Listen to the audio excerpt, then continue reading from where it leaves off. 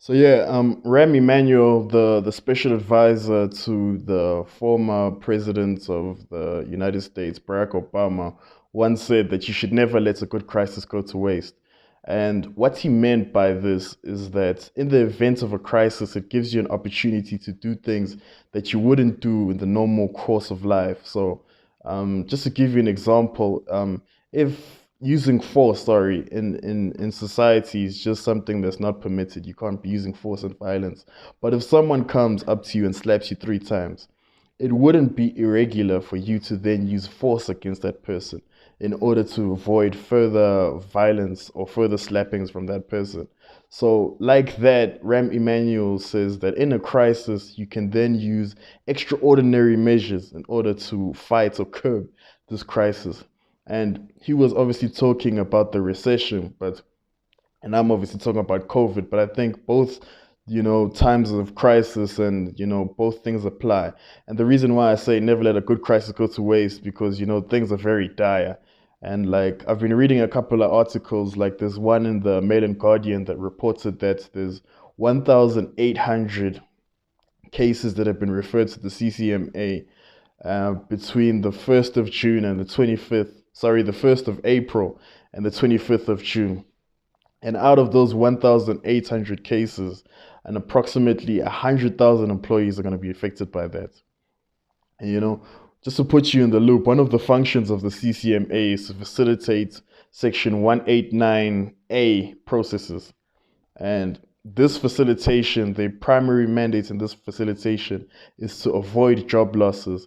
And if job losses cannot be avoided, is to limit the job losses.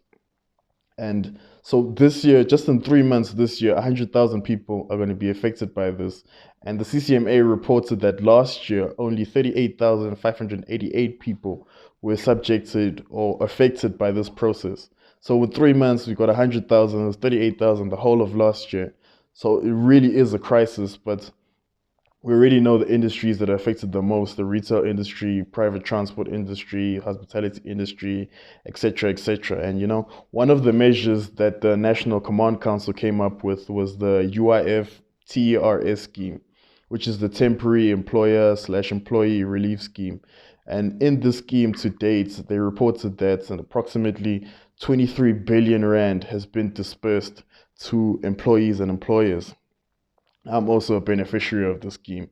But the question that you need to ask is that for how long are they going to continue the scheme? Because I heard that they're wanting to extend it, etc., etc. But like, what measures are we going to take once the money is dried up? Because we obviously can't do this for that long.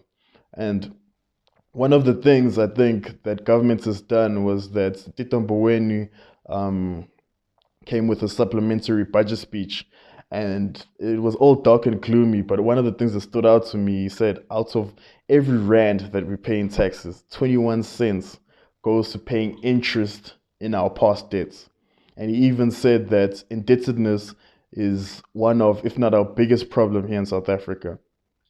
As much as that might be true, I don't somewhat agree, because I think one of the fundamental issues that we have here in South Africa is gross wastage by government, gross incompetence by government, and gross fraud and corruption in government. And the reason why I say this is because I read there was a Biz News and a Daily Maverick article that reported that between $7 to $10 billion gets lost through illicit financial flows. And this can be attributed to trade, misinvoicing, and corruption. That's 7 to 10 billion with a B and dollars with a D. So instead of looking for more money and resources, I think governments should focus on managing the resources that we have now, because it makes no sense to pour water into a bucket with holes in it. And a case that I've spoken about previously is the Agri SA versus the Minister of Minerals and Energy. And in that case, they differentiated between the deprivation of property and the expropriation of property.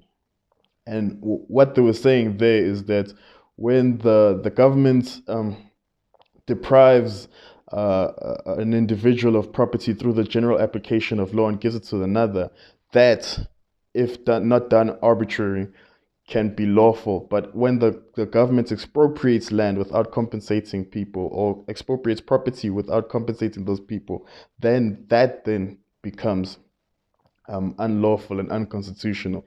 So basically, I think we could also use this COVID excuse to start depriving people of their land and giving it back to the historic owners. And I don't even think that we should be looking at like Santon and all these other places of land and whatnot. We should start off with the vacant land that you can clearly see that it was owned by these communities, and start the whole land restitution process. Instead of governments expropriating the land, they must just use this deprivation, and they must create acts in order to deprive these people of their land and give it to the historic owners. And I think that is something that will be very possible in a time of crisis. You can blame it on COVID, say we need to social distance, etc., etc.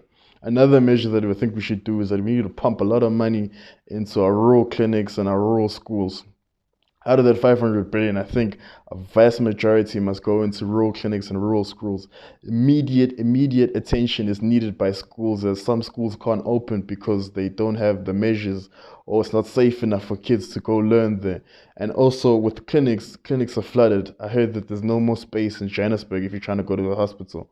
So that's a big issue too that we need to attack very fast, and money should be pumped in. So instead of us going into more debt, I think we should pump that whatever's left of that 500 billion into those initiatives, and that is an investment, because then it will help us, pay back that money.